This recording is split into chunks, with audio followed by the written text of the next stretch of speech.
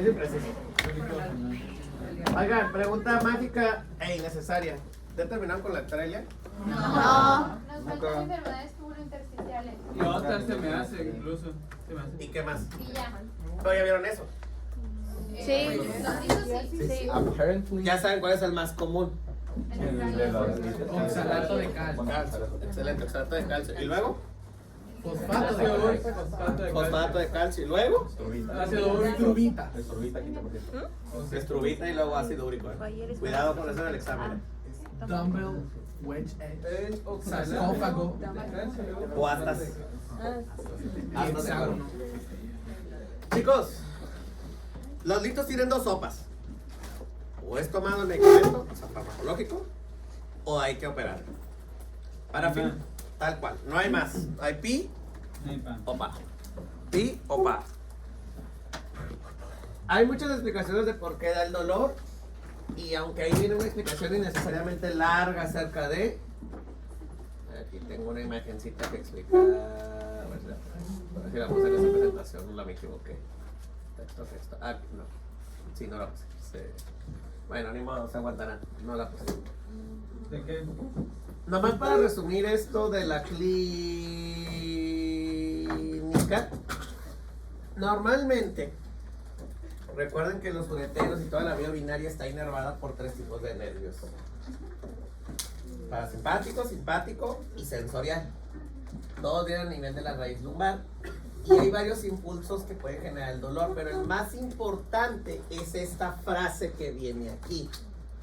Cuando un uretero se tapa, va a generar una constricción refleja. Y si ustedes recordamos, en el músculo liso del vaso, si se cerraba, ¿qué le pasa a la presión? Aumenta. Pues eso mismo pasa en el uretero. Si hay una obstrucción, por tonto que suena, se construye más para disque mover la presión, pero lo que genera es que aumente la presión aún más. Hagan de cuenta que es como, vuelvo a poner el ejemplo del baño. Taparon el baño y en vez de sacar lo que está atorado, le tiran más cosas para que aumente la presión o le jalan más veces y que hacen que se regrese más el agua. El riñón no duele, chicos. No el riñón per se, no el uretero per se, lo que duele es las cápsulas o la capa adventicia que este tiene. Es donde ahí están los receptores sensitivos del dolor. ¿Sale? Entonces hasta que no se distiende, duele. Hasta que no se distiende, duele. Hasta que no se distiende. Duele. Por eso mismo pasa con el reflejo miccional, o sea, cuando van a ir a orinar. No van a ir a orinar hasta que la vejiga no esté llena, porque ya está distendida. Podrían tomar un traguito de agua y no irían al baño, porque no está distendida la vejiga. Hasta que ya la vejiga no pueda más, entonces... ¿Alguien sabe cuánto es la capacidad de la vejiga? Hablando de vejiga. En cuanto a mililitros. Es la máxima. ¿Y la habitual? Pero si está bien. Esa. Muy bien, Luis. 500. Muy bien, chicos. 500. Entre 300 y 500 mililitros con una capacidad máxima de 1500.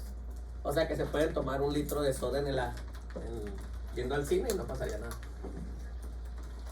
Pero bueno, quería mostrarles o detallarles ese detalle de morfo. Denle la que siga. Le puede aplastar, jovencita. Gracias.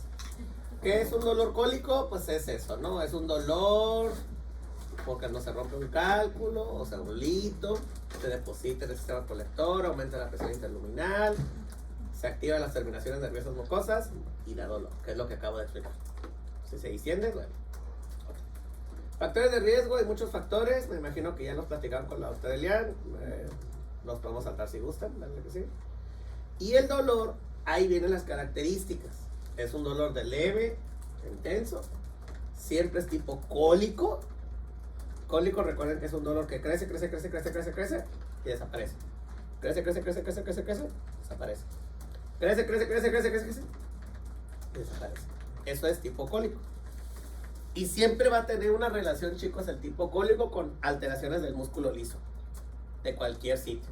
Entonces recuerden esa frase. ¿Sale? cólico es músculo liso afectado.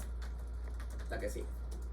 Y así se ve casi siempre unilateral, lumbar y siempre irradia en forma de banda. Como si se hubieran puesto aquí una liga y la giran así. Siempre imagínense de esa manera.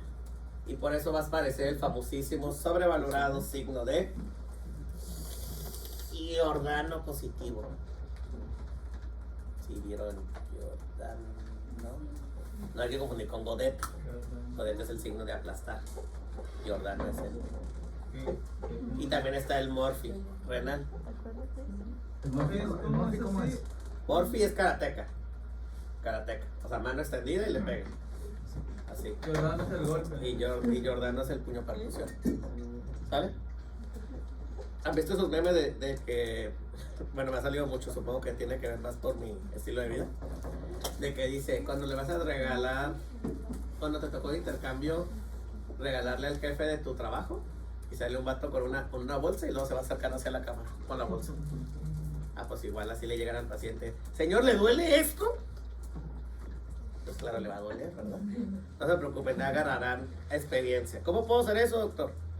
La frase más simple es, pongan la mano y luego ustedes hacen la percusión. Si a ustedes les duele al hacer eso, al paciente le duele. Ahí la clave. Ya cuando sepan medir su fuerza, ya lo pueden hacer sin mano. ¿Está bueno? Pero siempre háganlo con mano mientras miden su fuerza. ¿Está bueno? Tienen la que sigue. Ya, mucho texto. La que sigue, aburrido. Otros síntomas, aburridos. Diagnóstico, creo que ya saben, ¿verdad? Clínica, ya lo puedo decir. Giordano o Morphy renal. Obviamente que el paciente tenga fiebre, náuseas, vómitos, bla, bla, bla, bla, bla, bla. Examen de orina, creo que es obvio que hay que pedir su famosísimo y necesario y sobrevalorado examen general de orina. ¿De acuerdo? Pero el más importante diagnóstico y el que da los diferenciales no es otro que los estudios de imagen. Ahí hay 4 estudios de imagen que se deben de tomar en cuenta, que son la radiografía, siempre y cuando mida más de 2 milímetros y sea a base de calcio.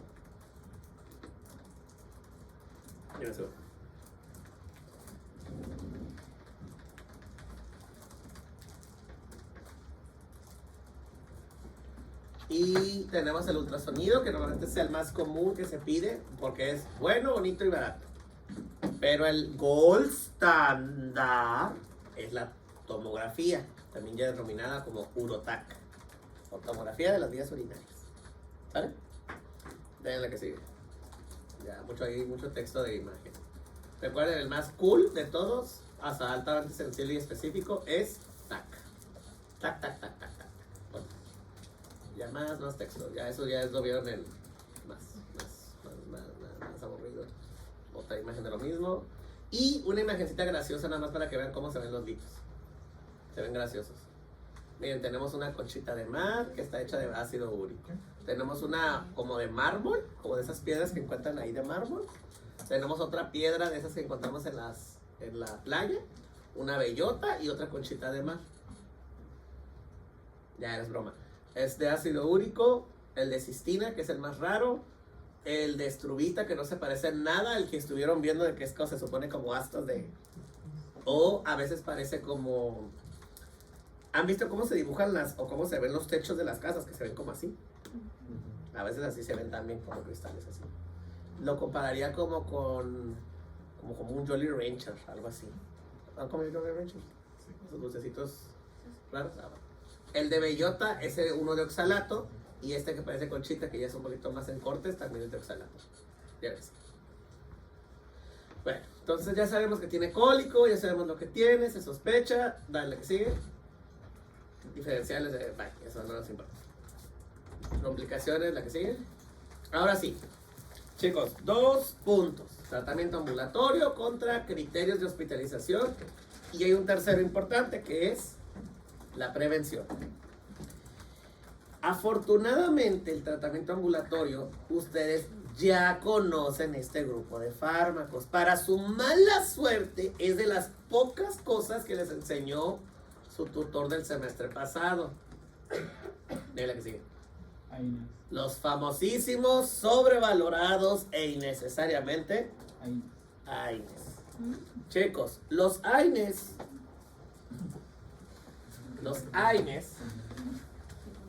¿sí? Tenemos 5 AINES importantes a tener en cuenta: diclofenaco, clorexinato de lisina, metamisol, paracetamol y ketorolaco. Ya sé que van a decir, y el mismo texto ahí lo dice, metamisol y acetaminofén no son AINES. Tienen razón, no son AINES en cuanto al sentido de que no desinflaman. Pero desde el sentido estricto de mecanismo de acción, sí son AINES. Pero doctor, nos dijeron que inhibe la COX-3. Usted mismo lo dijo, sí. Inhibe específicamente el COX-3, pero sí inhibe, aunque sea de manera muy pequeña, al COX-1 y COX-2. Solo que lo hacen de muy baja afinidad. Si los tuviéramos que definir, probablemente la palabra afinidad se deben de acordar, y si es que lo vieron en función. Se acuerdan que, por ejemplo, la adrenalina y la adrenalina afectaban al receptor alfa y al receptor beta. ¿Se acuerdan?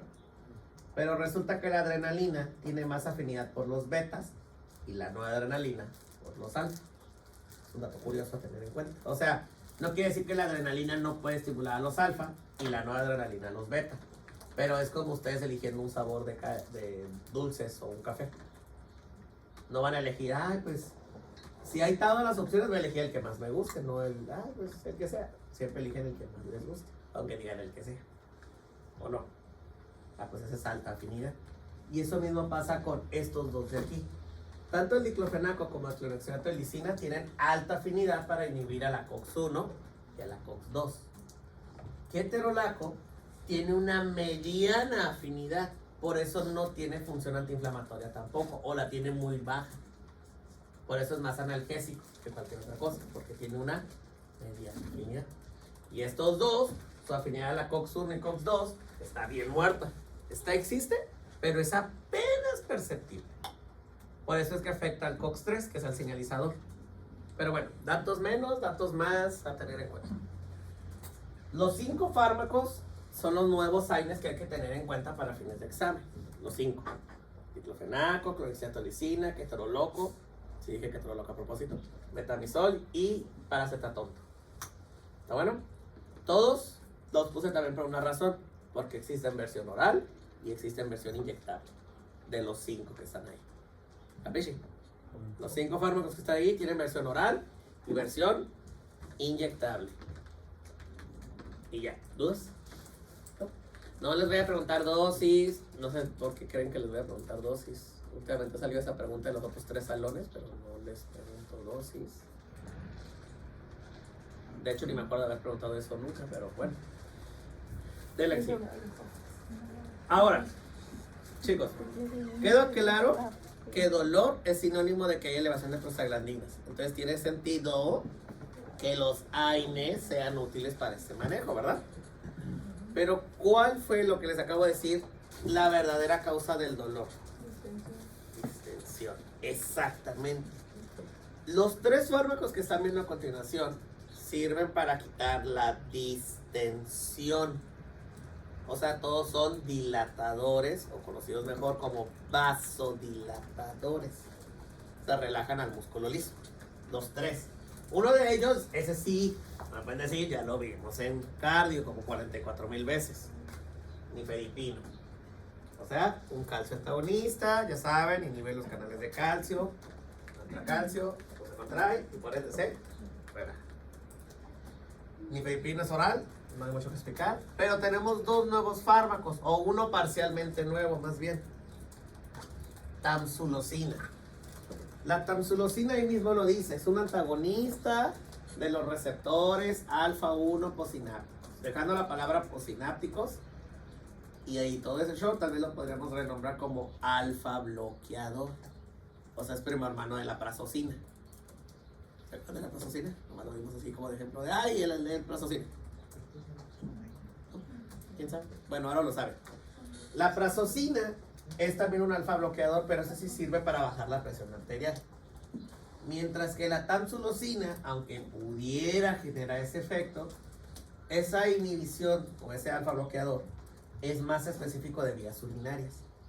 O sea, hacen lo mismo, bloquean al receptor alfa 1 como un dato así al azar, porque seguramente debería de preocuparles para cierto mapa que van a entregar el miércoles, yo pondría los receptores en su segundo mensajero, en su mapa, de todos. Guiño, guiño. Si no, créanme que van a ver la cara más malévola del químico calificando, así que Guiño, guiño. ultra guiño, maxi por guiño. O sea, voy a poner un ejemplo. Alfa 1, ¿qué tipo de proteína G tiene anclado? Q, GQ. ¿Y alfa 2? I. ¿Y betas? S. ¿Y dopamina 1?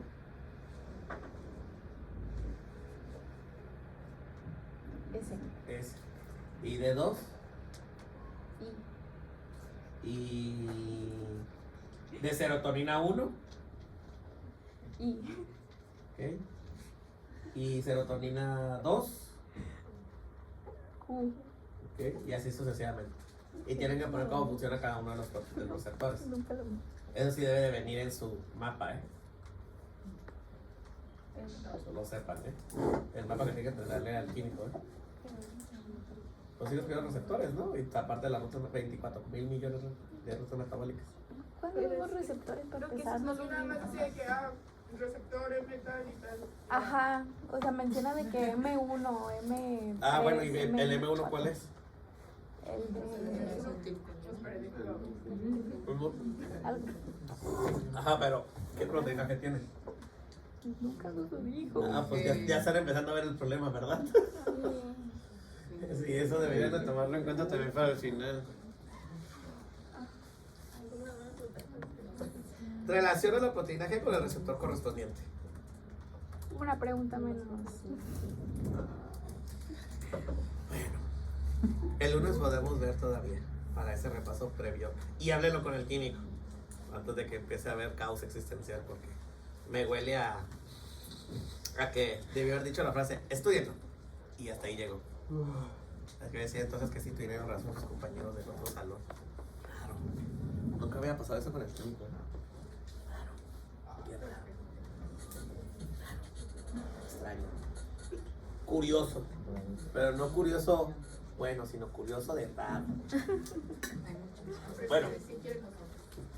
Chicos, receptores que siempre vienen, si les sugiero haciendo un paréntesis ya para seguir con esto. Obviamente los de adrenalina vienen, serotonina vienen, dopamina vienen, acetilcolina vienen, de insulina vienen los toll-like receptors, por lo menos 1, 2 y 3 vienen. Entre todas vienen. Por ejemplo, no preguntan el de glucagón, ni el de grelina, ni el de leptina, ni histamina.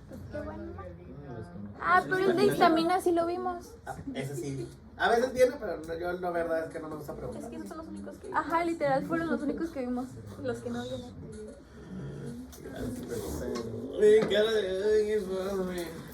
¿El de insulina se lo vieron?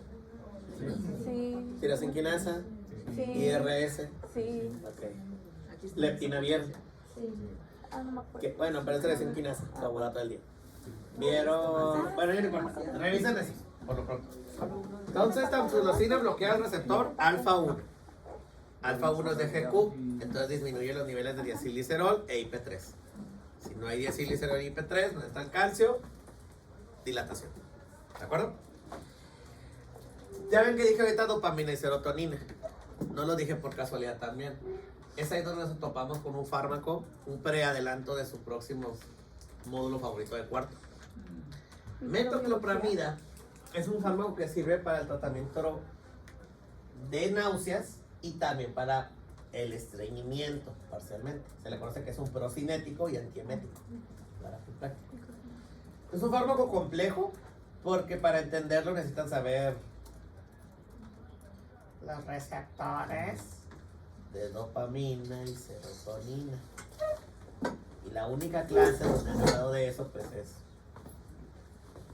se supone, es bioquímica. Pues anoten lo siguiente. Metoclopramida es un agonista del receptor D2 un agonista del receptor D2 y un antagonista de los receptores de serotonina tipo número 4. De serotonina 4, si quieren decir. Agonista. Antagonista. El primero es agonista y el segundo es antagonista. ¿Cómo se llama el fármaco? Metoclopramida. Metoclopramida. Yo ya lo mandé. Ah, ok. Ajá, se mandé eso. Sí. Es agonista dopaminérgico del D2 y antagonista del receptor de serotonina tipo 4. También se abrevia como 5-HT4 el receptor. Dopaminérgico de 2, ¿sí? D2. Y Creo que también es de esa. Bueno, no me acuerdo. Pero bueno, esos dos, tres, los que sean, Ajá, receptor de dos. Ya lo puse. ¿sí? Esos receptores, si se fijaron, uno inhibe la función normal de la serotonina y otro estimula la función normal de la dopamina. No más que, pues ahí viene lo curioso. La serotonina del 4 es de GS y el de 2 es de GI.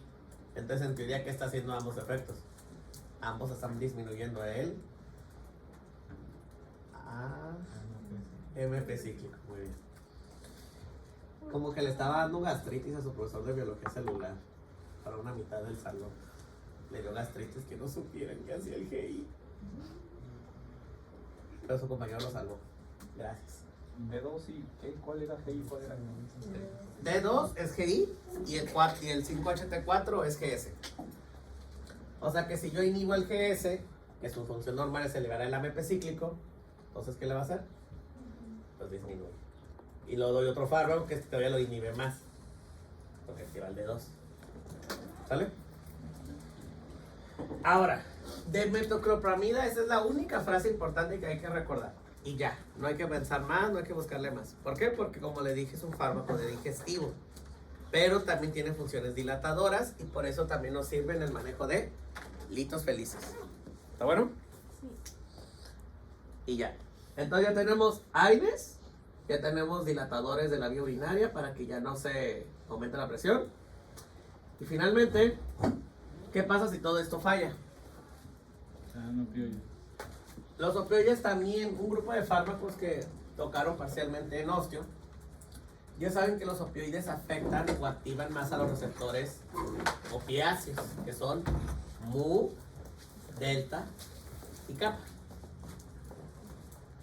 Me encanta el silencio incómodo de la sala. Mu, delta y kappa, ¿no eso no? ¿Quién sabe? Esos son los receptores de opioides. Mu, delta y kappa. Mu, delta y kappa. Sí me suena. ¿Sale? Esa también. Hay varios ejemplos de fármacos opioides, como es el caso de la buprenorfina, la meperidina, aunque en México ya está en desuso, morfina, tramadol. Hay otros, ¿no? Está el fentanilo, está el haloperidol, También. hay muchos.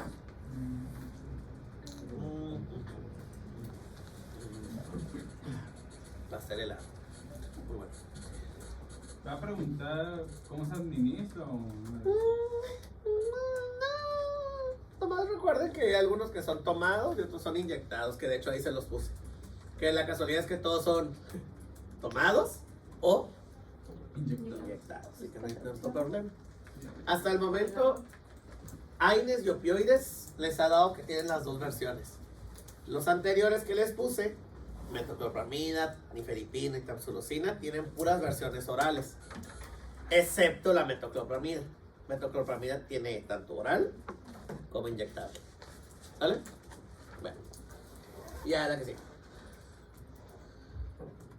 La escala del dolor, ¿sí? Ahora, los tres fármacos felices que vienen ahí, estos ya ahí dice la frase que son preventivos. Ayudan a prevenir la formación de litos. O sea, no curan a litos, sino evitan que se formen nuevos litos. ¿De acuerdo? Tres fármacos que hay que recordar. Uno, tiacídicos, que creo que para ustedes eso sí ya lo puedo dejar pasar. Ya sabemos qué hacen, ya se saben los 44,000 efectos adversos que vimos. Y quitaba los litos por lo mismo que dijimos. Como se absorbe más calcio, magnesio, ácido úrico, pues ya no va a estar en la vía urinaria. Tal vez al paciente le va a dar gota, dislipidemia, síndrome metabólico, tetania, pero no piedras. Tranquis con el tiacídico. ¿Sale? Alopurinol, otro fármaco pedorro repetido por quinta vez consecutiva.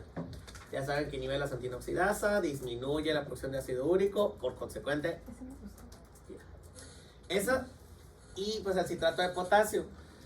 ¿Te acuerdan que en la clase en línea les dije apenas esta tablita de las fases y con los que inhiben? ¿Te acuerdan? Citrato de potasio, ya saben que el citrato pues es la molécula clásica, horrible y pedorra del ciclo de Krebs. Y este ácido permite captar moléculas con cargas positivas, sodio, calcio y otros. De hecho, por eso su molécula adyuvante que lo acompaña es potasio, que es un muy buen transportador y evita que nos aumente la acidez del pH. El problema es que el mismo potasio es el problema. Si hay mucho potasio, chicos, una hipercalemia, ¿qué trastorno ácido-base genera? Porque hay silencio incómodo, ¿no? Potasio, ¿qué trastorno ácido-base genera? ¿No vieron eso en bioca? Empieza con A. Ácido base. Ácidos. Eso. ¿Qué dijo? Yo. Acidosa, exactamente. Chicos, cuando hay mucha hipercalemia, muy bien, cuando hay mucha hipercalemia, se activa la bomba intercambiadora potasio-hidrogenio que está en el túbulo colector. Entonces, entre más potasio tengan, más lo van a querer intercambiar por hidrogeniones, y el problema es que el hidrogenión se rescata, o sea, se reabsorbe, y si ustedes reabsorben más hidrógenos, entonces tienen una acidosis. Es una ley de vida, chicos. Si hay hipercalemia, va a haber acidosis. Si hay hipocalemia, va a haber alcalosis. La única excepción a la regla de esto que acabo de decir es en la acidosis tubular renal, tipo 1 y 2, porque hay acidosis con hipocalemia. ¿De acuerdo? Pero bueno, fuera de eso, siempre tomen en cuenta potasio alto, hidrógenos altos. Potasio bajo, hidrógenos bajos. ¿Capiche? Ese sería el efecto adverso malévolo de este medicamento. ¿Sale? Aunque previene los litos, dar demasiado citrato de potasio puede llevar a los pacientes a tener acidosis metabólica. ¿Cómo prevenía los litos? El citrato inhibe la nucleación, capta los calcios y sodios que están libres para que nunca se junten. O sea, literalmente evitan que se agregue. Tal cual. Es como... Quiero pensar en un ejemplo. Estaba pensando en un juego, pero no sé el juego. Como ya sé, es como... Han intentado quitarse la pelusa, que a veces se queda pegado. O que se pone una camiseta que no deben de haberse puesto con el mismo color y se queda un montón de pelusa. Y agarran una atrapapelusa, porque se pega. Pues eso mismo hace el citrato. Por la pura carga que tiene el citrato, capta todas las moléculas de carga positiva como si fuera un imán. Entonces ya no permite que el calcio se junte con más calcios o con otras moléculas que generen el complejo. Tal cual. Básicamente atrae, pega y ya no hay sobresaturación ni nucleación. ¿Está bueno? Y ya. Bueno, dale la que sigue. Antes les pedía eso, pero como es la última clase hoy. Antiespasmódicos, ustedes lo conocen como, también como, a lo mejor no lo conocen así, pero se llaman también los anticolinérgicos. Y dirán, mejoró el saber qué está hablando. ¿No? Tal vez lo conocen mejor como la famosa buscapina. Buscapina, estoy seguro que de una u otra manera han escuchado de ese fármaco. O butiliosina para algunos. ¿Sale? La butiliosina, o estos anticolinérgicos, ¿sí?, inhiben a los receptores muscarínicos. Ya están empezando a ver un problema, ¿verdad? Cada nuevo fármaco se relaciona cada vez más con una materia curiosita, ¿no? Casi pareciera que alguien intencionadamente había acomodado todo para que se viera así. Sí, es antimuscarínico, para ser exacto. Antimuscarínico. ¿Ok? Sí. Viva bioquímica. Me encanta bioquímica. Bueno, ¿se puede dar estos casos? Dale que sigue. Sí y no. Se puede dar siempre y cuando el paciente no tenga distensión abdominal. Al ser antimuscarínicos también ayudan a que el músculo liso se relaje y entonces también es como una especie de dilatador. como los otros que vimos anteriormente, tamsulosina, metoclopramida, nifedipina. Pero si hay distensión abdominal y damos una butiliosina, el paciente puede generar ilio paralítico. Y si genera ilio paralítico, pues va a esto. ¿Sale? Bueno. Ahí viene una palabra mágica, una pregunta de examen. Me encanta hacer esa pregunta feliz, que se llama tratamiento expulsivo. El tratamiento expulsivo, como el nombre lo dice, solamente consiste en que expulse el lito. Al final del día, ¿qué está generando la presión? La presencia del lito. Tan simple como suena. ¿Está bueno? Este tratamiento expulsivo de litos se da dando analgésicos y o antiinflamatorios, o sea, AINES y opioides, en conjunto con espasmolíticos. ¿Y cuáles son un espasmolítico? Todos los dilatadores que acabo de mencionar, o sea, darle nifedipino, darle tamsulosina, darle metoclopramida y o darle butiliosina. ¿Sale?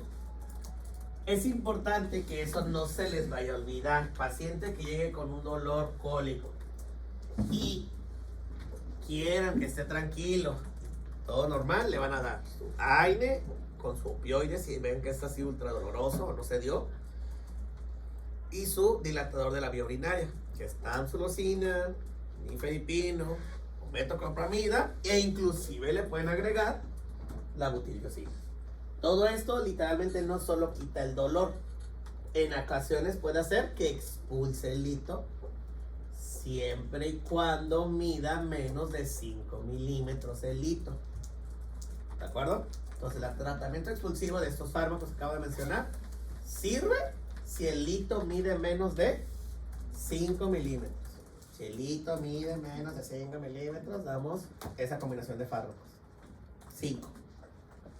¿Está bueno? Y como dato curioso, siempre se tienen que dar antibióticos en este tratamiento. De a fuerzas. Antibióticos. Ahorita vamos a ver cuáles son. Porque de hecho de este, afortunadamente no hay mucho que platicar. O bueno, sí, pero no ocupamos aprender tanto. Ya, dale que sigue.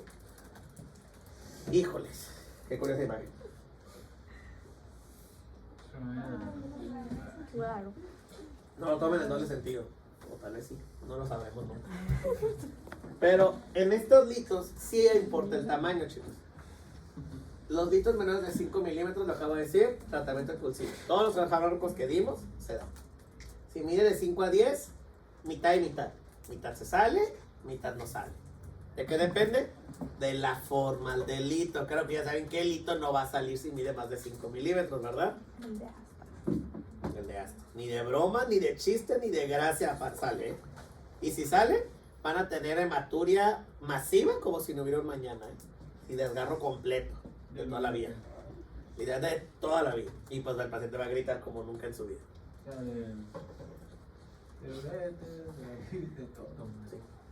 Y si son más de 10 milímetros, la pregunta no se hace. No se va a expulsar y es automáticamente cesárea. Cirugía. Dale la que sigue. La cirugía, nomás como dato curioso, se llama litotricia. No, por favor. Se llama litotricia.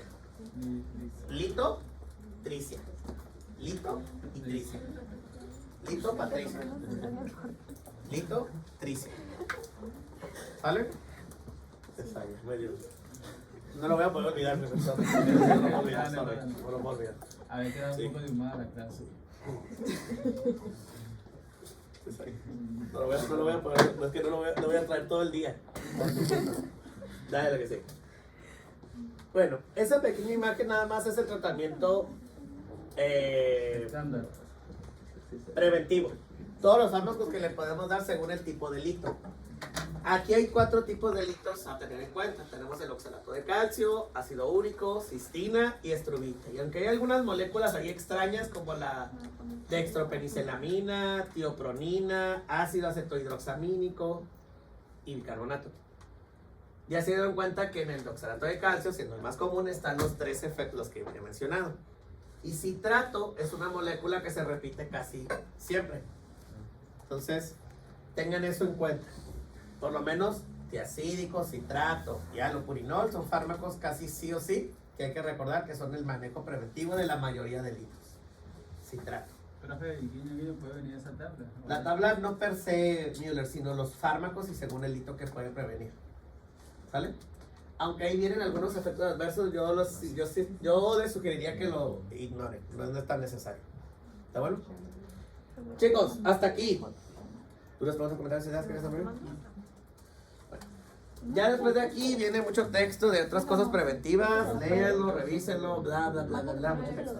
Profe, o sea, de la tabla que puso, más que nada el tipo de litiasis y su fármaco de uso preventivo. O sea, una tabla. Solo las dos hileras.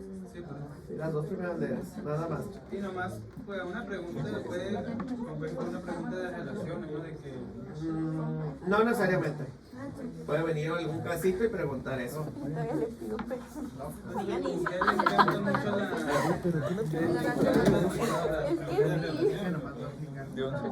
Mayores de 10, o que si de 5 a 10 no sale, o saben que no va a poder salir. Técnicamente podríamos dejarlo como el mayor de 5.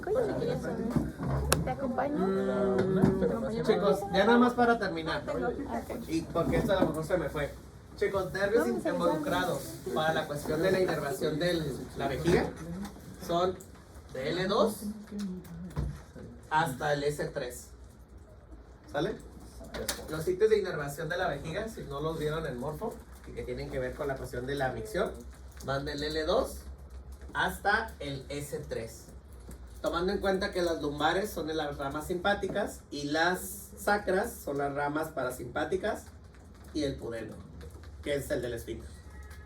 ¿Sale? O sea que tener una lesión en el sacro puede generar que se afecte el esfínter y entonces tengan incontinencia. Tener una lesión en el lumbar puede hacer que se paralice la vejiga y entonces tengan siempre dolor y que solo se infle y nunca se relaje. Dato curioso. Pero bueno. Ya dijimos que la vejiga va a reaccionar cuando se distienda. ¿Cierto? Y ya, mucho texto. Hay muchas formas de evitar los mecanismos para que no se generen infecciones y de entre una de ellas vuelve a aparecer la misma molécula que mencioné en litos. Así llego, ahí está. Tam-Horsfall. Otra vez. Entonces la Tam-Horsfall no solo previene litos, también previene infecciones. ¿Sabe? Pues ya vieron esto con la doctora Elian, supongo, ¿no? O sea, Claro. ok, a ver, nada más para... ¿Dónde está? Ok, esta imagen. Esta, no, aquí está. No me gusta esta imagen. Déjame ver si tengo una más buena. No tengo una más buena. Vale, en esta no tengo una buena. A ver, chicos. Hay dos formas de contagiarse de infección de vías urinarias. Por sangre o la más común, ascendente. Cuando hablamos de ascendentes, que empieza en uretra, sigue a vejiga, sigue a ureteros y llega a riñón. Mientras que la hematógena, pues es simple. El riñón recibe sangre de una sola arteria. Si hay una bacteria en la sangre, va a terminar en el riñón tarde que temprano. ¿Ok? Casi siempre la vía hematógena suele generar alteraciones directamente en el riñón, o sea, pielonefritis. Mientras que el ascendente suele dar cistitis y uretritis. ¿Cuándo podría dar una pielonefritis? Pues en una cistitis no bien tratada o con múltiples complicaciones que permitan que la bacteria que la genera llegue más rápido al riñón. ¿De acuerdo? Entonces, ascendente es la vía más común, empieza de afuera hacia adentro. Y hematógena, pues que es de sangre, y eso quería que supieran. Porque la bacteria cambia, ¿eh? La bacteria que más comúnmente genera infección de vías urinarias no es otro que el fabuloso, sobrevalorado e innecesariamente mencionado E. coli, su próxima bacteria favorita de cuarto semestre. Micro 1 y digestivo, para molestarlos hasta el fin de los tiempos. Escherichia coli.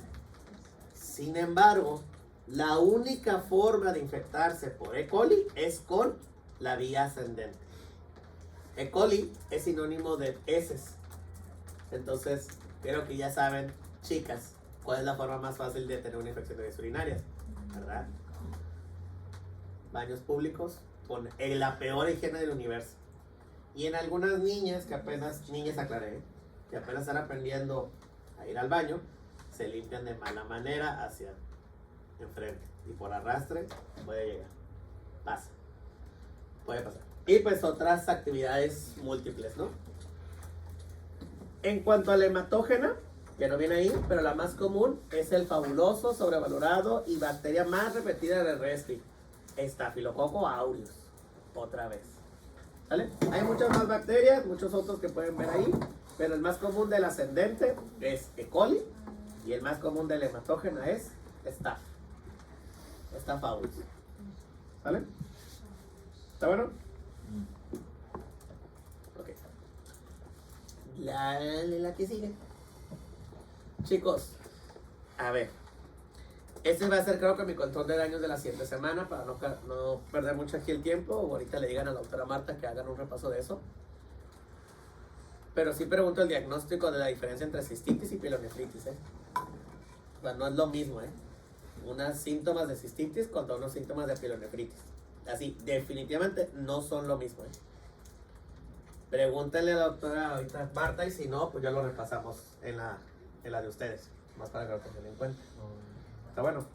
Es que uno da síntomas irritativos, obstructivos, y el otro da síntomas urinarios de los dos, o alguno de los dos, más sistémicos. Fiebre, náusea, vómito y Jordano.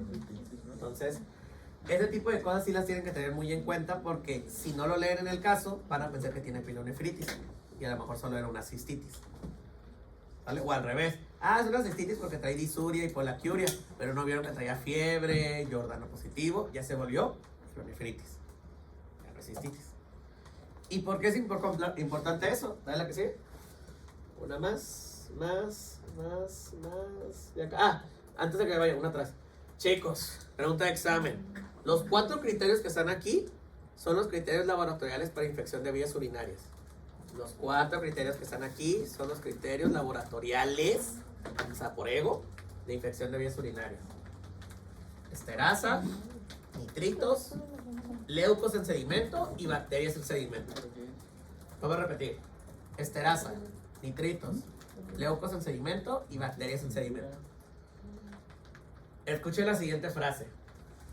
Si tengo un criterio y sobre todo es nitritos, es sospecha de infección de vías urinarias.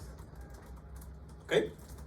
Si tengo 2 criterios, ¿sí?, es probable infección de vías urinarias. Si tengo 3 o los 4, es el diagnóstico confirmatorio. Ya no ocupan hacer más.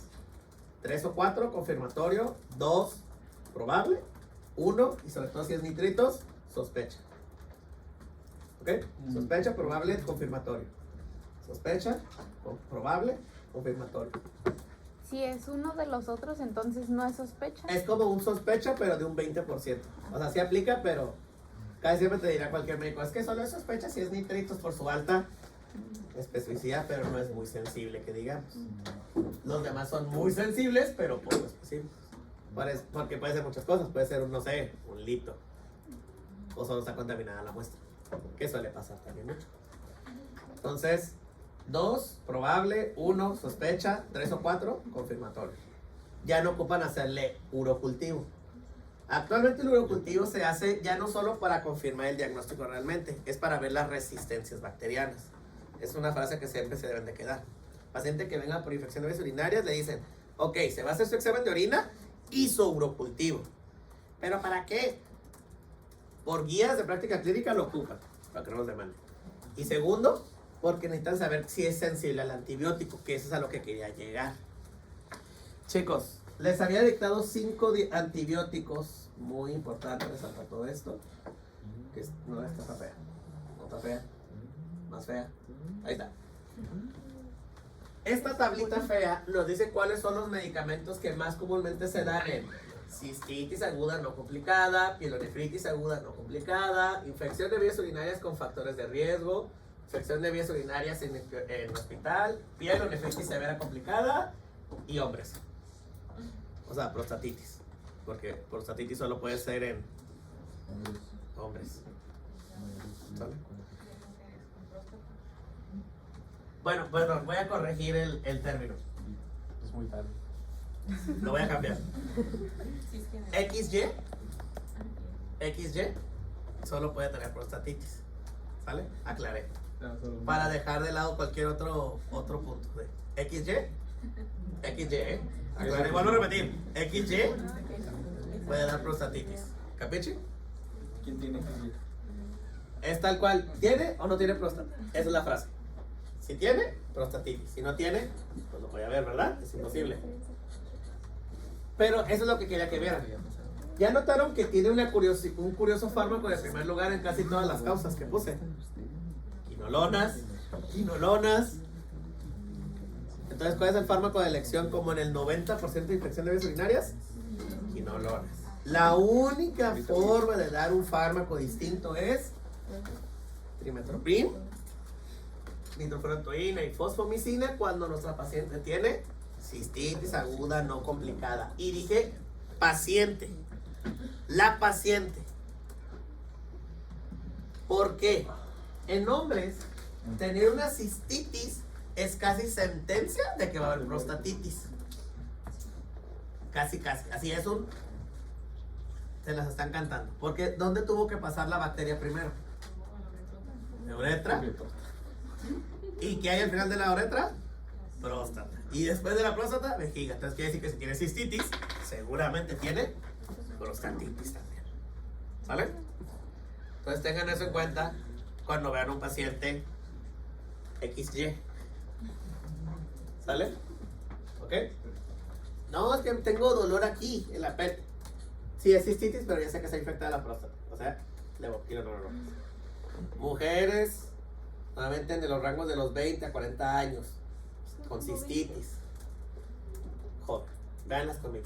Doctor, pero solo es un caso de que, bueno, si no se les da los antisépticos porque ya está el daño de la próstata. Bueno, no el daño, la infección. La infección. Pero ahí les va una curiosa, y dijiste una frase que quería que alguien dijera. Qué bueno que lo mencionaste, la palabra antiséptico. Resulta y resalta que estos dos de aquí, nitrofurantoína y fosfomicina, son lo que acaba de decir su compañera. Más que antibióticos, entran en el grupo de antisépticos. O sea, no es un antibiótico propiamente dicho.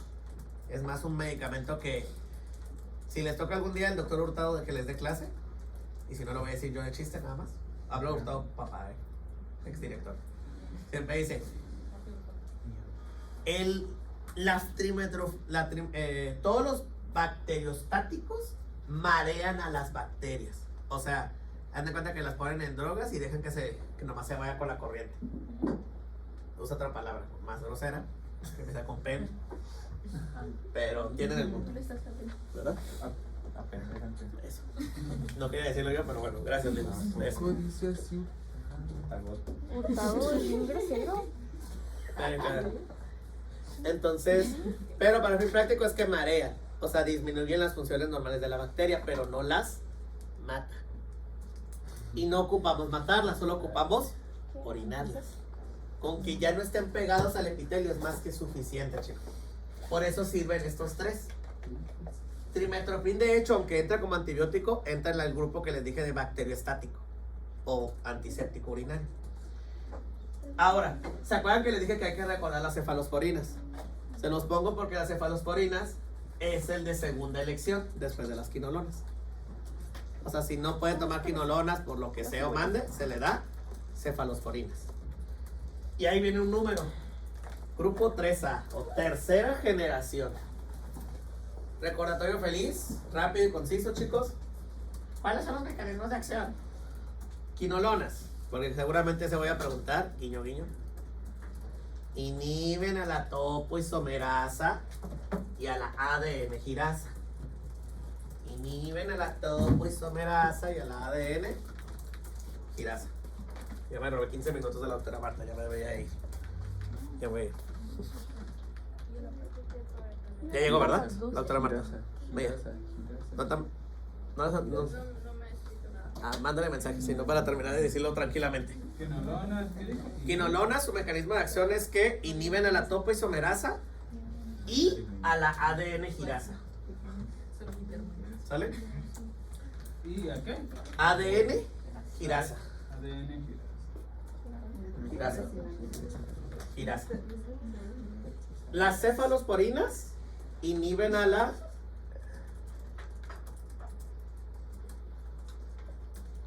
¿sí? Van a inhibir a la pared celular, específicamente a la transpeptidación. Los cefalosporinas. Transpeptidación. Sí.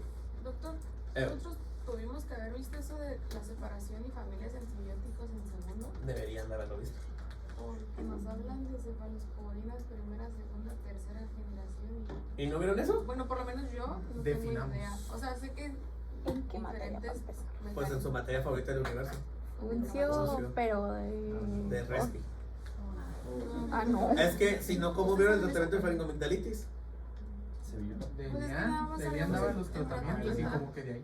Y sabemos que quinolonas, pues creo que es el ciprofloxacino, Ajá. el levo y bueno, no sé si trae, pero porque eso, ¿dónde? Pues bueno, entonces ¿dónde lo podemos leer? Que venga así bonito. Bonito, ya para este punto ya lo van a encontrar. Entonces, a ver, déjenme resumirles cosas entonces. ¡Ah, la luz! A ver. ¿Qué cosa? Dame. No, Ahí voy, ya voy, lo prometo. no, pero a la una. Ya voy, pues para que alcance también a ver a la doctora Marta. Ahí voy. Ay, le digo a la doctora Marta. Galván, ¿ya te contestó? Ya que la Ok, ahí voy, ya me voy, lo prometo. Ya me voy.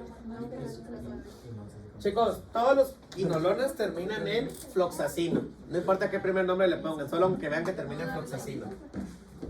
Luego, cefalosporinas. Miren, vamos a ignorar el hecho de las primera, segunda y tercera generación. Solo ahorita recuerden que todos te empiezan con cef. ¿Vale? Ceftriaxona, cefatoxima, cefuroxima. Mientras vean que la palabra empieza con cef, es una cefalosporina. Y su mecanismo de acción es inhibir la formación de la pared celular. Específicamente inhibe el proceso de transpeptidación. Sé que a lo mejor esta palabra van a decir, no la conozco. Pero si alguien recuerda, la pared celular está hecha de peptidoglicanos. Según yo, eso sí lo sabe. Nomás lo estaba poniendo a prueba. ¿Sí saben por qué, verdad? ¿Por qué? Porque les pregunté si sabían que la pared celular está hecha de peptidoglicanos. Porque usted dio. Bien enfermo, ¿no? Mentalmente. Un poquito, ¿no? Así tantito nada más. ¿Sale? Pero quiero que la escuchen de nuevo. Ay, no me van a tomar. ¿Qué otro les pongo? Trimetoprim. Este, por ejemplo, me apena también decirlo, porque yo sé que tampoco lo vi esta vez en bioquímica, pero debimos de haberlo visto en bioquímica de este semestre. Ahí les va. Trimepentodin con sulfametoxazol inhibe la dihidrofolato reductasa. ¿Les suena? Sí, Sí. de hecho sí. Es el mismo mecanismo que tiene el metotrexate, solamente que pues ahora es de las bacterias. Y tiene también como mecanismo ser análogos del PABA. Así lo vamos a poner. Y digan qué significa eso. Análogos del PABA, que es lo mismo que el para amino benzoico, que esto es el precursor del ácido fólico en bacterias. Entonces, si no hay PABA e inhiben la dihidrofolato, pues no hay forma activa tampoco del ácido fólico. ¿Sale? Ok, quinolonas, cefalosporinas, trimetoprim. ¿Qué otra cosa? La nitrofurantoína y la fosfomicina, que como dijimos terminan siendo antisépticos, son antisépticos porque inhiben a las flavonoproteínas, proteínas bacterianas. Y dirán, ¿qué es eso? Son moléculas de unión celular. Unión o adhesión. Flavonoid, proteínas. Tienen unos nombres bien raros. NF, no sé qué, o NS. No me acuerdo. Le voy a poner NS. La adhesión celular.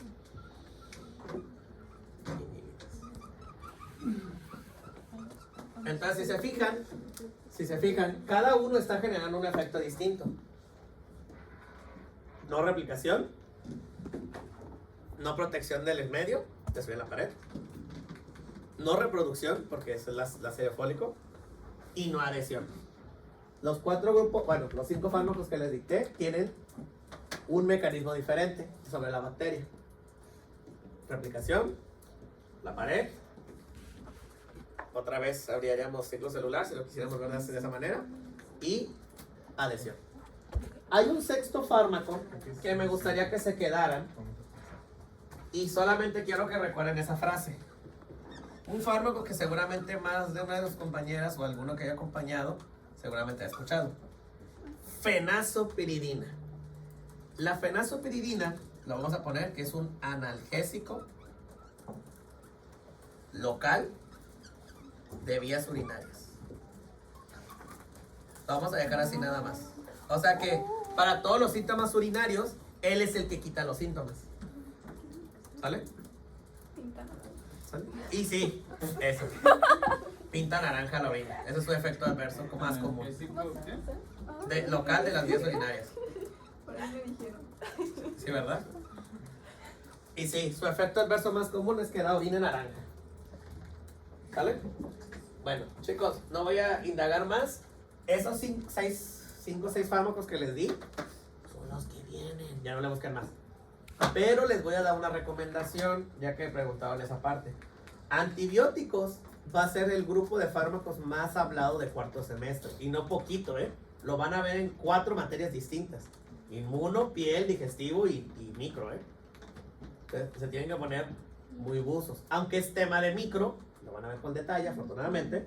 Sí les recomiendo que revisen muy a detalle, por lo menos el cómo están divididos en el Katsung, mínimamente.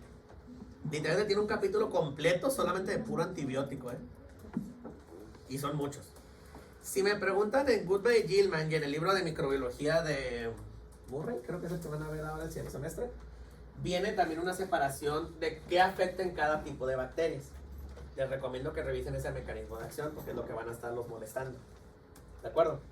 Chequenlo, son muchas familias las que debieron de haber visto en Respi, ¿eh? Muchas, ¿eh?